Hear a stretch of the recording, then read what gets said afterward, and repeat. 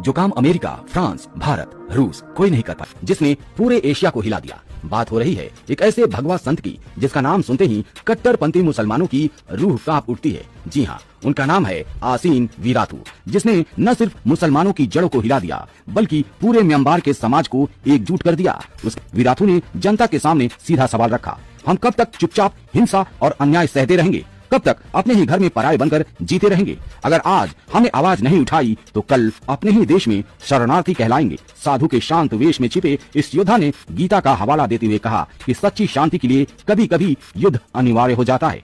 यही वो क्षण था जब म्यांमार की भीड़ बिखरी हुई भीड़ से बदलकर एकजुट जनसागर में बदल गई, जिसने पूरे म्यांमार में भूचाल ला दिया। मुसलमानों के 786 नंबर की तरह उन्होंने 969 नंबर को बौद्ध राष्ट्रवाद का पहचान चिन्ह बना दिया। उन्होंने जोश में कहा, सच्चा देशभक्त वही है जिसके पास 969 का निशान है। तुम खरीदारी करो तो सिर्फ 969 वालों से, टैक्सी में बैठो तो सिर्फ 969 वालों की, और खाना खाओ तो सिर्फ उन रेस्टोरेंट में खाओ जहां 969 चमक रहा हो। देखते ही देखते यह नंबर पूरे देश में फैल गया। बाजारों से लेकर गलियों तक, घरों से लेकर मंदिरों तक, हर जगह जहां 969 गूंज सुनाई देने लगी। लेकिन इस लहर का सबसे बड़ा असर मुस्लिम व्यापारियों पर पड़ा। उनकी दुकानों में सन्नाटा पसर गया, ग्राहक गायब हो गए और उनकी टैक्सियों में बैठने वाला कोई नहीं बचा। हालात इतने खौफनाक हो गए कि मुसलमान लोग 969 लगे वाहनों और दुकानों के पास से गुजरने तक से डरने लगे। इस आर्थिक बहिष्कार ने मुसलमानों की रीढ़ ही तोड़ डाली। हालात ये हो गया कि उन्होंने माल आधे दाम पर बेचना शुरू कर दिया। लेकिन जनता ने फिर भी